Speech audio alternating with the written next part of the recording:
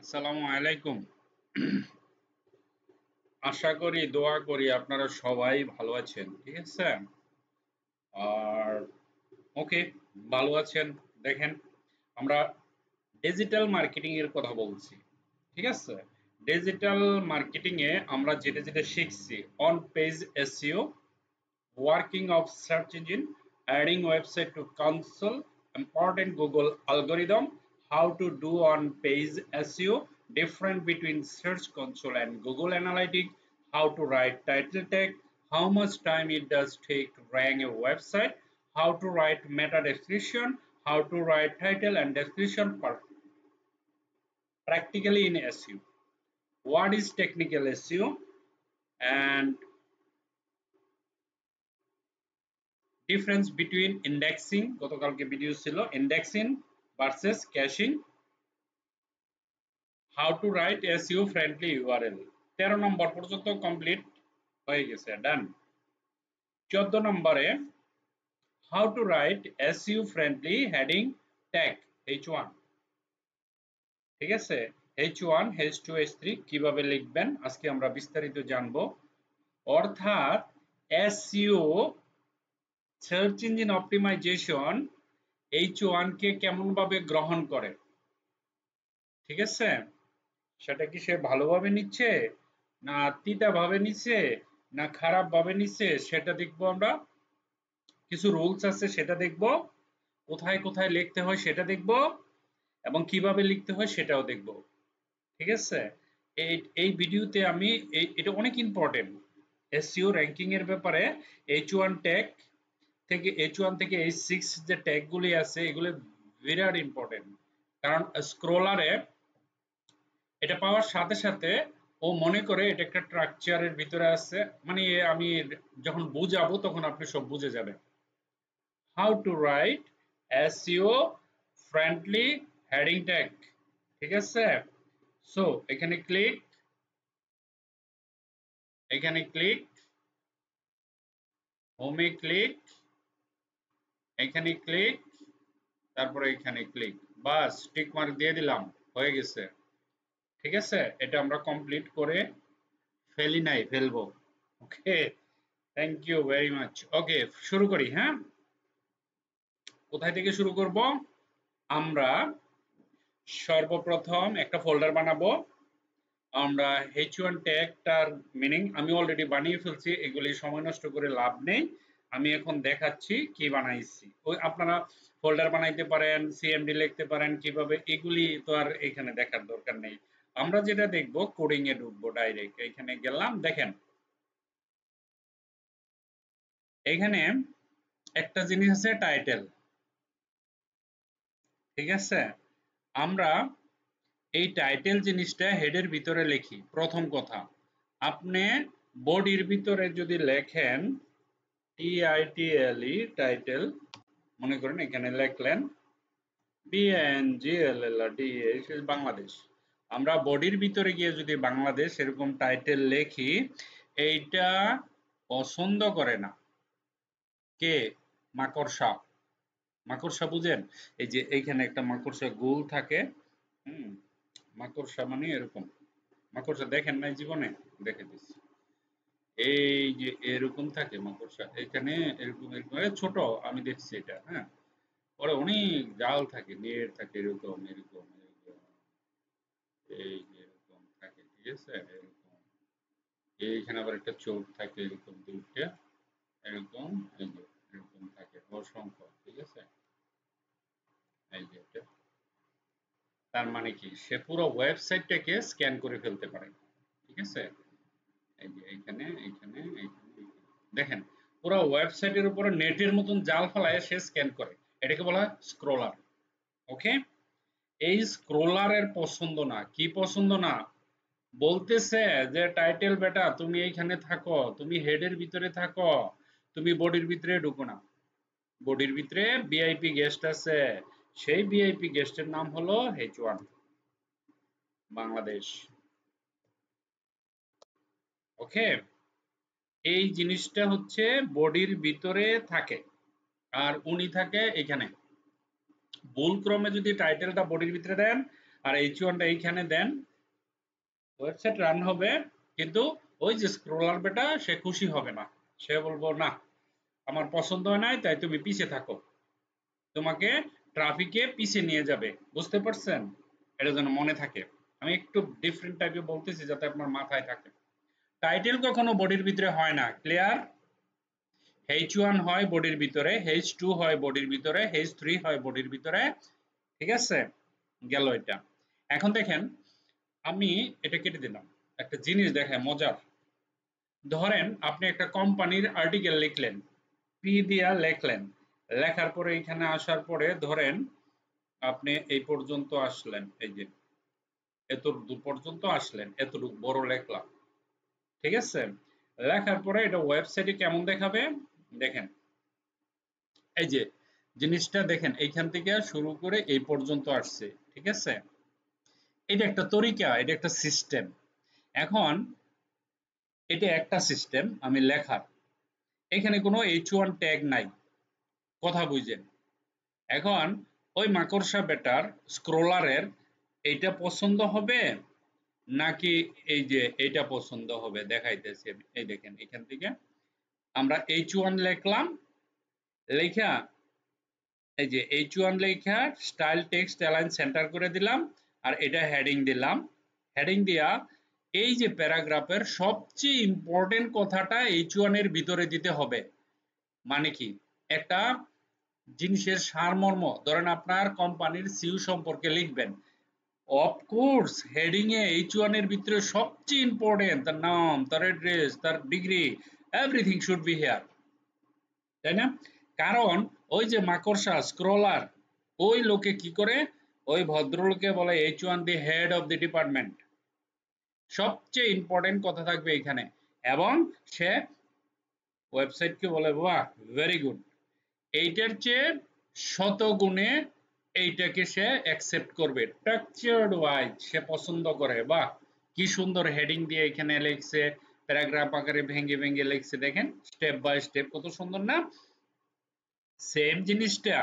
Same জিনিসটাকে আমি ভেঙে ভেঙে আমি এখানে হেডিং 1 দিলাম, একটা একটা প্যারাগ্রাফ, তারপরে এখানে দেখেন হেডিং 2 দিলাম আরেকটা প্যারাগ্রাফ, তারপরে দেখেন এখানে আমি হেডিং 3 দিলাম। ওই জিনিসটাকে ভেঙে ভেঙে সুন্দর করে সবচেয়ে ইম্পর্টেন্ট H1, তারপরে একটু কম এটা, তারপরে কম এটা, তারপর আস্তে আস্তে আস্তে আস্তে একদম নর্মাল টেক্সটে চলে আসলাম। সেম জিনিসটা যখন আমি এইখানে লেখলাম, এই যে এতটুক থেকে এতটুকের ভিতরে যে লেখলাম, এটাতে শুধু একটা প্যারার ভিতরে সব দিয়ে দিচ্ছি, ঠিক আছে? কিন্তু স্ক্রলারে এসে এই কদ্দুর পয়রা দূর, এটা কি, এটা তো আমি কিছু বুঝতেছি না, স্ক্রলারে মজা পাবে না। সেইখানে আসবো, বাহ হেডিং আছে, সুন্দর একটা জিনিস বুঝে গেল, ইম্পর্টেন্ট জিনিস, সে র্যাঙ্ক করে দিবে। এরপর এটাতে আইলো, বাহ ভেরি গুড, এখানে আসবো স্টেপ বাই স্টেপ, সে পুরো সারাদিন পড়বে, স্ক্রল করবে, নো প্রবলেম, ইস্যু নেই, দেখতেও সুন্দর লাগে। দেখেন এখানে আসলাম, আসার পরে আমি এটা দেখেন এক ইয়েতে লিখলাম, আমি এখানে হয়তোবা রিডিং পড়বো, পরে অনেক জোগা খিচুড়ি হয়ে যাবে, কোনটা কি আমি বুঝবো না। কিন্তু যখন এইভাবে লিখবো দেখেন সেম জিনিসটা আমি এইভাবে লিখছি, ঠিক আছে? Heading 1, heading 2, heading 3, heading 4, heading 5, exactly স্ক্রলারে এটা পছন্দ করে, সে বলতেছে ভেরি গুড। তাহলে আপনিই বলেন কোনটা র্যাঙ্ক করবে, এইটা র্যাঙ্ক করবে না এই পেজটা র্যাঙ্ক করবে? অফকোর্স এটা করবে, কারণ এটা স্ক্রলারের পছন্দ। শুধু স্ক্রলারের না, কাস্টমারের পছন্দ। কাস্টমারের তো এত সময় নাই, সে কদ্দুর পয়রা করব, দূর কি লেখছে গায়ে লাগে। এখন এখানে যখন ইন্টারেস্টিং কিছু দেখবে H1 এর ভিতরে, তো এটা পড়ে নিবে তাড়াতাড়ি, বাহ সুন্দর, তো তো মনে মনে করবো দেখি এটা কি, সে বুঝবেই না যে পুরো ডকুমেন্টটা পড়ে ফেলছে ইন্টারেস্টিং এর ভিতরে। বাট এইখানে পড়লে আপনি নিজেও দেখেন, একটা পড়বেন, ধ্যাৎ, পরে পড়বো না, বাস রাইখে দিই। যে বইয়ের পর আমরা মাঝে মাঝে এরকম করি না, ধরো ভালো লাগতেছে না, হ্যাঁ একটু হাইটে উঠে আসি, অথবা একটু ফেসবুকটা দেখি নতুন কিছু দিছে নি, তারপরে হয়তো কোনো মেসেজ আসছে নি, ঠিক আছে? অথবা একটু রান্না করতে ঘুরে আসি, অথবা একটু টিভি দেখি, আর টিভি যারা না দেখেন একটু হাইটে আসি, ইত্যাদি ইত্যাদি কত ধরনের। কিন্তু আপনি যখন এরকম জিনিস পড়বেন না স্টেপ বাই স্টেপ, তখন কিন্তু আপনি এই পড়া থেকে উঠবেন না, তাহলে এটা কাস্টমারে নিবে। এইটাই গুগল পছন্দ করে, এটাই বলছে যে H1 user friendly, H1 user friendly. ঠিক আছে, এটা যেন মাথায় থাকে। টাইটেল থাকবে হেডের ভিতরে, H1 থাকবে বডির ভিতরে, আর এরকম স্টেপ বাই স্টেপ এরকম লেখা দিতে হবে। ঠিক আছে, তো এটা লেখা তো কোনো ব্যাপার না। যদি ধরেন আপনাকে একটা এসইউ দিতে দিল, দেওয়ার পরে আপনার তো সোর্স কোডে যাবেন। এখন প্রশ্ন হলো সোর্স কোড কিভাবে দেখবেন? আপনাকে তো অ্যাক্সেস দিয়ে দিবে, আপনি সোর্স কোড দেখতেই পারবেন। তখন ওইখানে গিয়ে যদি দেখেন এক প্যারার ভিতরে পুরো ওয়েবসাইটের লেখাপড়া সবকিছু দিয়ে দিছে, আপনি সেটাকে ভেঙে H1 এর ভিতরে দিবেন, কোনো ব্যাপারই না। এই যে এখানে যাবেন, ধরেন এটা আমরা দিলাম না, এটা আমরা কেটে দিব। এই যে এখানে একটা ক্লিক করেন, এখান থেকে, এই যে এখান থেকে ধরেন এই পর্যন্ত আসেন, এই পর্যন্ত এসে এই যে আমরা এটা পছন্দ করি না, এটা আমরা ডিলিট করে দিলাম। ঠিক আছে, ডিলিট করে দেওয়ার পরে দেখেন আপনার, দেখেন এই যে লোরেম এপসন কালার শিট, এই জিনিসটা মিডিলে দেখায়, কারণ আমি এখানে একটা ট্যাগ ইউজ করছি, স্টাইল ইউজ করছি। আমি বলছি স্টাইল টেক্সট অ্যালাইন সেন্টার, প্রত্যেকটা দিয়ে দিয়েছি, তাহলে এটা উপরে দেখাইতেছে কত সুন্দর না? এখানে তো কোড তো লেগেই থাকবে, দেখবেন না আলাদা দেখায়। ঠিক তদ্রূপ এটা দেখেন ওইখানে আলাদা দেখায়, এইটা দেখেন আলাদা দেখায়। এরকম পুরা কোড উপরের মতো থাকবে, তখন আপনাকে ভেঙে এরকম H1 দিয়ে কপি পেস্ট করে খালি মেরে দিবেন, কাম হয়ে গেছে, আপনার ওয়েবসাইট র্যাঙ্কিং 100% করবে। ঠিক আছে, এটাকে বলা হয় ইউজার ফ্রেন্ডলি, এটা মনে রাখতে হবে। ঠিক আছে, এই জিনিসটা মনে রাখবেন যে ইউজার ফ্রেন্ডলি। আর সবসময় বেশিরভাগ মনে রাখবেন যে টাইটেল।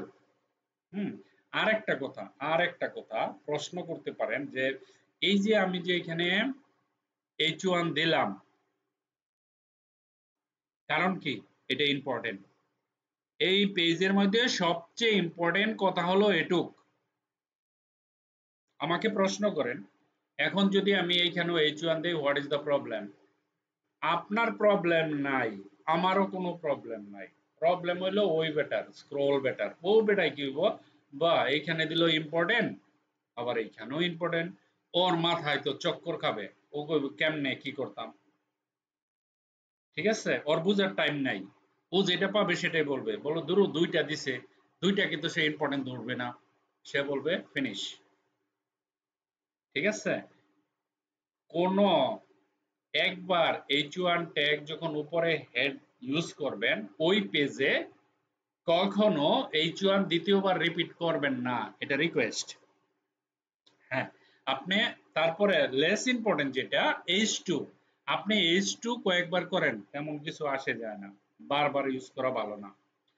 আপনি বদল করে করেন, S3 করেন, SEO-র জন্য এটা ফার্স্ট, এটার জন্য ভালো। ঠিক আছে, আজকে যে ক্লাসটা দিলাম মোস্ট ইম্পর্টেন্ট, আপনাদের জানতে হবে এবং এইভাবে আপনাকে কোডিং এর এসইও গুলো করতে হবে। যদিও একটু কঠিন, কোড দেখা মাথা ঘুরায় গেছে আপনাদের, যে এগুলি কি কিছুই তো বুঝতেছি না, তেমন কোনো ব্যাপার না। হ্যাঁ, আপনি সিম্পল HTML এর ট্যাগ, এটা একবারে HTML এর ট্যাগ, এটা হ্যাঁ, HTML ট্যাগ একেবারে মনে করেন নরমাল যে কোনো স্টুডেন্ট, ক্লাস 6 এর স্টুডেন্টও বুঝবে, বুঝাইলে কোনো ব্যাপার না। HTML CSS এগুলি কঠিন কিছু না, একেবারে সহজ জিনিস, সিরিয়াসলি সহজ। মানে এই কোডিং যারা একবার মাথায় ঢুকে গেছে, তাদের কোডিং ছাড়া আর কিছু ভালোই লাগতো না। ঠিক আছে, অনেক সহজ। ওকে, সো ডিজিটাল মার্কেটিং এ এটা একদম বেসিক HTML এর একটা কোর্স, যে ইউজার ফ্রেন্ডলি H1 ট্যাগ, এটা কি ট্যাগ কিন্তু হেডলাইন, দেখেন H1 হেডলাইন, H2 হেডলাইন, এগুলো সব কিন্তু হেডে হবে, মানে উপরে হবে, এক লাইনে এক প্যারাগ্রাফের ভিতরে দেওয়ার দরকার নাই, তাহলে সমস্যা হবে। ঠিক আছে, ধরেন আপনি এইখানে না দিয়া আপনি ভিতরে এখানে দিয়ে দিলেন, সেটা নিবে না, সে নিবে না, কারণ সে একটা ব্লক, এটা একটা block.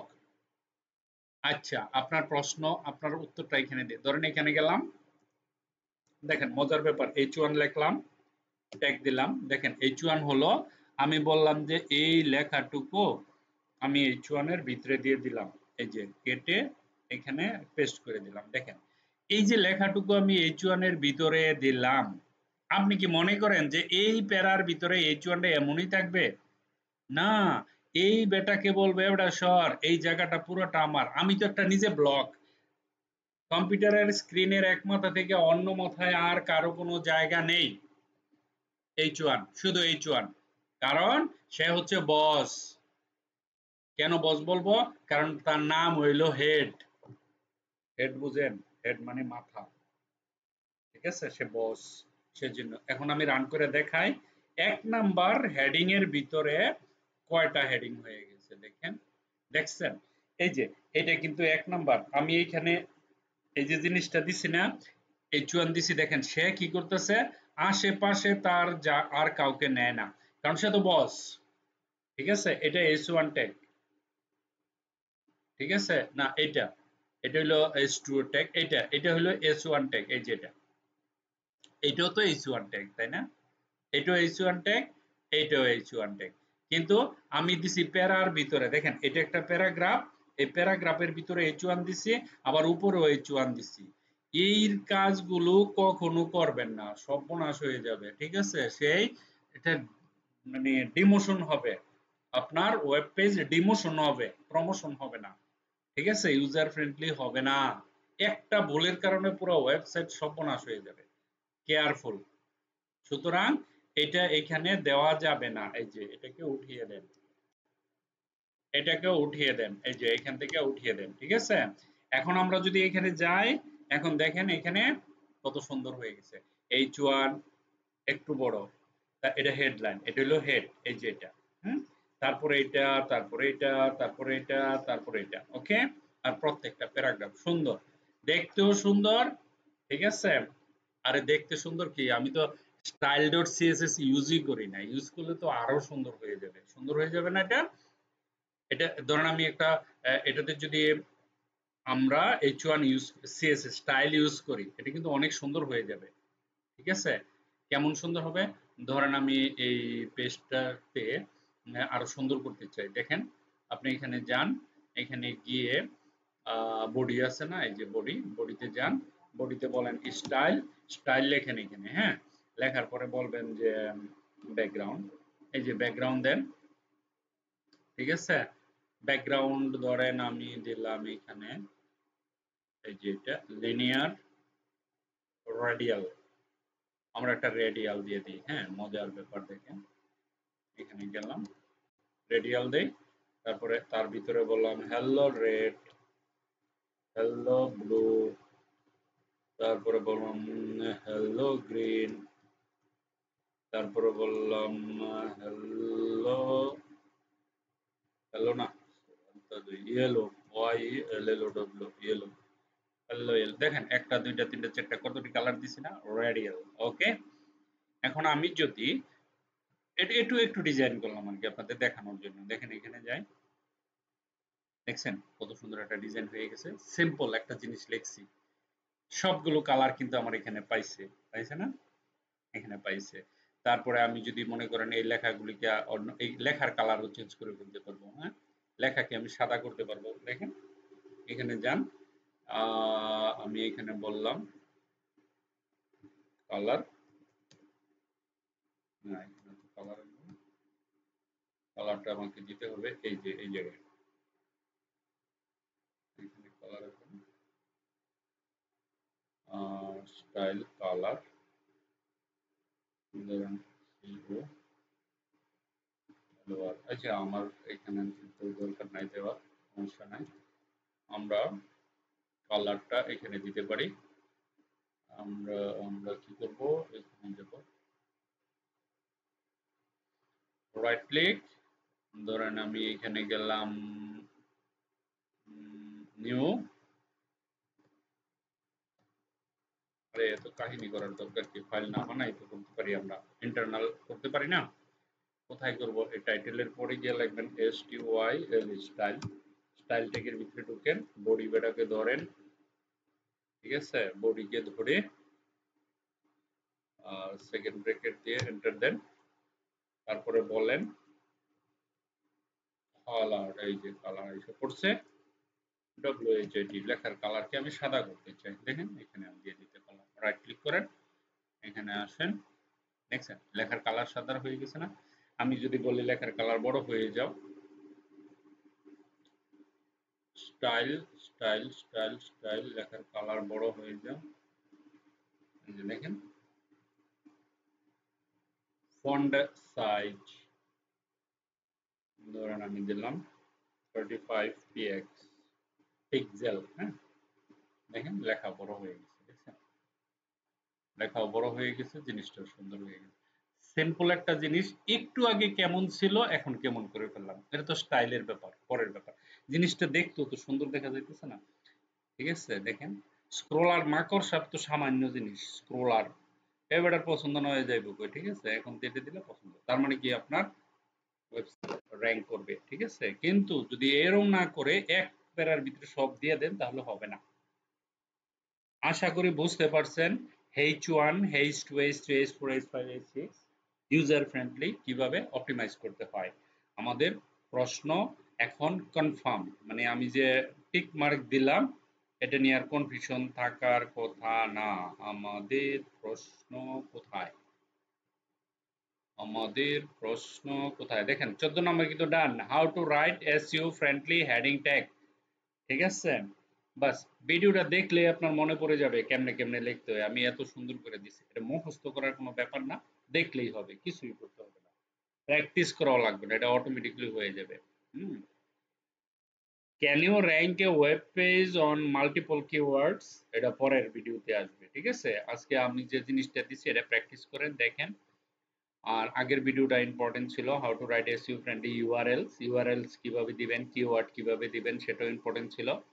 Different between indexing and cab বনাম ক্যাশিং, ক্যাশিং কি, যখন ওয়েবসাইট স্ক্রোল করে তখন কি করে একটা স্ন্যাপশট ক্যামেরার মতো ছবি উঠায় রাখে, যখন ইন্টারনেটের সমস্যা দেখা দেয় বিভিন্ন কারণে তখন সার্ভার কিন্তু বন্ধ হয় না, গুগল থেকে ওই স্ন্যাপশট থেকে তার কাজকর্ম চালায় নেয়। ইন্ডেক্সিং কি, ইন্ডেক্সিং হচ্ছে যে স্ক্রোলারে যখন স্ক্রোল করে তখন সে ওয়েবসাইটের বিভিন্ন ক্যাটাগরির প্রোডাক্ট থাকে না, এগুলো নিয়ে সুন্দর করে ডাটা বেজে সাজায় রাখে, একের পরে দুই, দুইয়ের পরে তিন, তিনের পরে চার, এরকম করে সে সাজায় রাখে, এটা হলো ইন্ডেক্সিং। ঠিক আছে, what is technical issue, technical ইস্যুতে অনেক কিছু আছে, সাইড ম্যাপ আছে, তারপরে আপনার অনেক রোবট ডট টিএক্সটি আছে, ঠিক আছে, রেন্ডারিং আছে, স্পিড অপটিমাইজেশন আছে, এগুলো আমি সব আপনাদের আলোচনা করছি। ঠিক আছে, এটাও আলোচনা করছি, এই জন্য আমি টিক মার্ক দিছি। How to write title description, এটা অনেকবার দেখাইছি। How to right meta description, ওই যে ইংরেজি ভাষায় উপরে মেটা থাকে সেটা তো দেখাইলাম। তারপরে how to write title tag, title tag আজকেও তো দেখাইলাম। Difference between search console and analytic console, search console আর অ্যানালাইটিক কনসোলের মধ্যে পার্থক্য কি এটাও দেখাইছি।